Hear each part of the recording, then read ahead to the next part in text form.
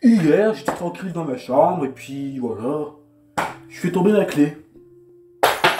Oups! Et là d'un coup, j'ai une lueur.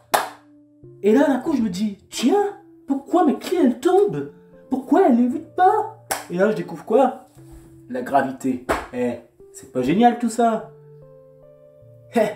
Eh ben, il existe un terme pour les découvertes comme ça au hasard, sans que l'on ait rien demandé. Comment ça s'appelle? Y a quelqu'un dans la salle qui pourrait m'aider, s'il vous plaît? Non? Non? Toujours pas? Bon, bah, je vais le dire. Ça s'appelle la sérendipité. Salut à tous, bienvenue sur la chaîne Science Buissonnière, la chaîne du savoir. N'oubliez pas, si vous aimez bien la science, de liker, de vous abonner surtout, de nous laisser un commentaire et d'activer la petite cloche de notification du savoir pour ne rater aucune de nos vidéos. Sérendipité. Alors, un nom comme ça, je ne pense pas que dans la vie de tous les jours, vous l'ayez déjà entendu. Puis il y en a certains qui vont me dire, bon, clairement, on s'en fout, quoi. Savoir que lorsqu'on fait une découverte comme ça au hasard, ça s'appelle la sérendipité. Mais bon, pour la culture générale, c'est toujours bien. Et ouais, la culture GG, on en a besoin. Alors, pour en savoir plus sur ce terme loufoque et amusant, eh ben, je vous conseille de regarder la vidéo 6 minutes chrono. Qu'est-ce que la sérendipité? Ah ouais, parce que je pense qu'il n'y a personne qui le sait en fait, à part moi, non? Bon, je pense qu'il y en a quand même certains qui le... Non? Personne? Bon, bah, générique alors. Hein. C'est parti, découvrons ça, tous ensemble. Allez, générique s'il vous plaît.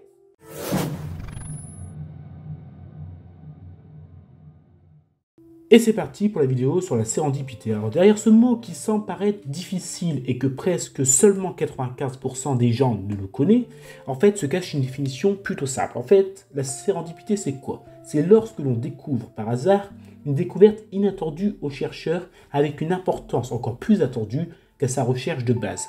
Donc en fait, de ce fait, le chercheur peut exploiter cette chance et s'en servir. Alors, lorsque vous découvrez quelque chose comme ça au hasard, sans que vous ayez rien demandé, bah, c'est la sérendipité. Sérendipité, en fait, c'est un terme anglophone. En anglais, ça se dit serendipity, qui a été créé par Horace Walpole en 1704. Et en fait, lui, c'est un écrivain anglais. Donc, on retrouve la sérendipité dans plusieurs domaines. C'est un concept qui a été adopté dans les années 80. Donc, on le retrouve dans le domaine de la littérature, où elle essaye un petit peu de prendre place dans la construction d'œuvres de fixation pour donner des idées à des romans policiers, par exemple, ou bien dans l'innovation, la technologie et Internet, dans lequel la sérendipité joue un rôle qui est favorisé. C'est en 1983 par Jean-Jacques que ce terme est introduit dans la langue française. Et donc à ce moment-là, il y a deux types de sérendipité. On a la pseudo-sérendipité, qui est la découverte, mais de façon accidentelle, une façon de réaliser ce que l'on cherchait. Donc en fait, par exemple, on a le cas d'Archimède. Donc lorsqu'il arrive dans son bain, quand il cherche, lui, il voudrait savoir pourquoi, en fait, un navire, ça flotte et ça coule pas. Et en fait, c'est en rentrant dans son bain que, en fait, il va le voir que sa baignoire va déborder et là, il va comprendre pourquoi, en fait, finalement, les bateaux ne poussent pas. Donc là, c'est la bonne vieille poussée d'Archimède, si vous avez compris la référence. Ensuite, il y a la vraie sérendipité, qui, elle, est une découverte accidentelle de ce qu'on ne cherchait pas, ou voir, on s'y attend pas et on ne voulait pas du tout l'avoir. En fait, on ne cherchait pas ça. Donc, ça arrivait comme ça, par le pur des hasards. Donc, par exemple, on a celle de Georges Maestral. Lorsqu'il promène son chien, il fait la découverte des crochets de bardard. Donc elles, ce sont des plantes énormes qui s'accrochent à son chien lors de sa promenade. Et grâce à ça, en fait, il va inventer ce qu'on appelle le velcro, qui fabrique maintenant des scratchs. Donc les scratchs que vous connaissez bien sur les chaussures, qui est un système de fixation par des crochets et des boucles textiles.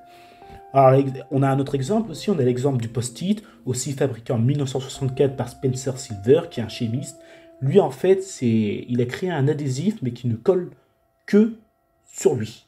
Voilà, donc ça c'était en 1968, mais en 1974, son collègue de cœur, Arthur Fry, en fait, il enduit un ouvrage d'hymne de la colle de Silver.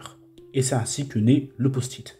Alors vous voyez, des fois, c'est tout con, et puis on arrive à créer des choses. Et pour finir, il existe deux sortes de sérendipité. Donc le degré chance et celui d'intentionnalité. Donc par exemple, Gutenberg, lorsqu'il crée l'imprimerie, c'est lorsque le jour, lors des vendanges, il a vu un pressoir qui lui a donné l'idée de créer une presse à imprimer, quoi. Ou par exemple, Galilée, lorsqu'il a créé sa jumelle, et ben en fait, il va découvrir Jupiter et des satellites de Jupiter, par exemple. Et ensuite, on a la sérendipité, lorsque l'on découvre ou invente par accident autre chose que le contraire de ce que l'on veut. Alors, pour finir cette vidéo, parce que bien sûr, on va pas finir une vidéo comme ça en disant au revoir tout le monde, eh ben, je vous ai concocté un petit programme, je vais vous citer plein de sérendipités qu'on a découvert. Alors, la découverte de la pénicilline par Alexander Fleming en 1928, qui est vraiment hyper connue. Hein. Ensuite, on a la découverte de la grotte de Lascaux, aussi, qui est bien connue. On a la découverte de l'Amérique en 1492 par Christophe Colomb, que tout le monde connaît bien.